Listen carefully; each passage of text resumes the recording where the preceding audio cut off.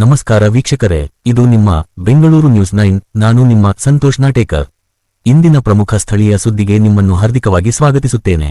ಹುಮ್ನಾಬಾದ್ ತಾಲೂಕಿನ ತಾಳಮಡಗಿ ಗ್ರಾಮದಲ್ಲಿ ಜೂನ್ 11 ರಂದು ಕೃಷಿ ಹಾಗೂ ಸಂಸ್ಕೃತಿಯ ವೈಭವ ತೋರಿಸುವ ಕಾರ ಹುಣ್ಣಿಮೆ ಹಬ್ಬವನ್ನು ರೈತರು ಸಾಂಪ್ರದಾಯಿಕವಾಗಿ ಸಂಭ್ರಮದಿಂದ ಆಚರಿಸಿದರು.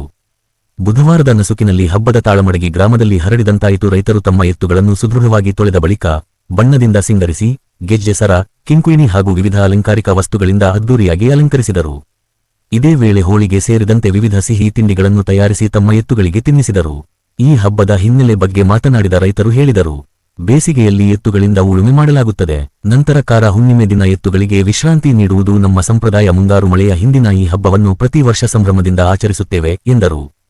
ಈ ಹಬ್ಬದ ಅಂಗವಾಗಿ ಗ್ರಾಮದಲ್ಲಿ ಎತ್ತುಗಳ ಭವ್ಯ ಮೆರವಣಿಗೆ ನಡೆಯಿತು. ಯುವಕರು ಹಾಗೂ ಮಕ್ಕಳು ಪಾಲ್ಗೊಂಡ ಈ ಮೆರವಣಿಗೆಯಲ್ಲಿ ಲಾಠಿ ತಿರುಗಿಸುವಂತೆ ಹಲವಾರು ಸಾಂಪ್ರದಾಯಿಕ ಆಟಗಳು ಜರುಗಿದವು. ಗ್ರಾಮದ ಎಲ್ಲ ಹಿರಿಯರು, ಮಹಿಳೆಯರು ಮತ್ತು ಮಕ್ಕಳು ಈ ಹಬ್ಬದ ಸಂಭ್ರಮದಲ್ಲಿ ತೊಡಗಿದ್ದು ತಾಳಮಡಗಿ ಗ್ರಾಮ ಹಬ್ಬದ ರಂಗಿಗೆ ಮಿಂದೇಳಿದಂತಾಯಿತು. ಧನ್ಯವಾದಗಳು. ಇದು ಬಾಬು ಹಿರೇಬಾವಿಯವರಿಂದ ತಾಳಮಡಗಿ ಗ್ರಾಮದಿಂದ ವಿಶೇಷ ವರದಿ. ಇನ್ನು ಹೆಚ್ಚಿನ ಸ್ಥಳೀಯ ಮಾಹಿತಿ, ಬೆಳವಣಿಗೆಗಳಿಗಾಗಿ ನೋಡ್ತಾ ಇರಿ ಬೆಂಗಳೂರು ನ್ಯೂಸ್ 9.